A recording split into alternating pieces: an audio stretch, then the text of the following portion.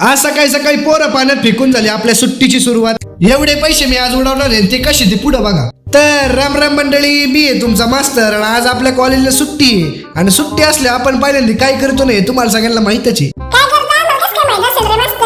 चकुले तू गप्पच बरं, आपल्या सगळ्या पब्लिकला माहिती आहे सुट्टी असली का आपण पहिल्यांदा पवायला जात असतो. विहिरी पशी गेला का मला तर काही दम निघत नाही भाऊ. मग पहिल्यांदा दिली डॉल्फिन उडी सोडून. हे एवढ्या काय विहिरीत खाली येत नव्हतं, वरतूनच टिवल्या बावल्या करीत होता. त्याला म्हणलं मग काय आणला वडीत वडीतून दिला फेकून विहिरी. चीटिंग करताय तू. नंतर त्याने खाली आल्यावर माझ्या संग काय काय केलंय नाही तुम्हाला मी सांगू नाही शकत. पण शिवऱ्या खोडाच्या मागं काय करू आलं रे नेमकं. मग पावायला गेल्यावर ग्रुपमध्ये एक तरी मेंबर असतो ज्याला पावता नाही येत.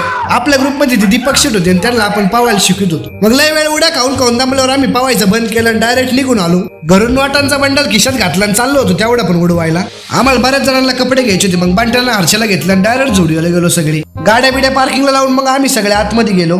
माझ्या घरी वापरायच्या शॉर्ट जरा जास्त शॉर्ट झालत्या कारण मी डायरेक्ट त्या 2020 मध्ये म्हणजे लॉकडाऊन मध्ये घेतल्या होत्या.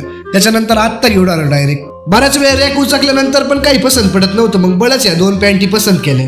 आईला घातल्या होतं भारी दिसू राहिले रे ही. बाहेर आले होते आधी मला म्हणतो अरे आपल्या मराठी शाळेत चड्डी बी अशीच होती राव. मग अजून काही लागणाऱ्या गोष्टी खरेदी करून बिल करून घेतलं. आता तुम्ही पण इथपर्यंत व्हिडिओ बघितलाय तर लवकर फॉलो करून घ्या. आणि तुम्ही पण माझ्यासारखे मराठी शाळेत शिकले असताना तुम्हाला पण अशीच त्यावेळेस पॅन्ट असेल तर कमेंट करून सांगा.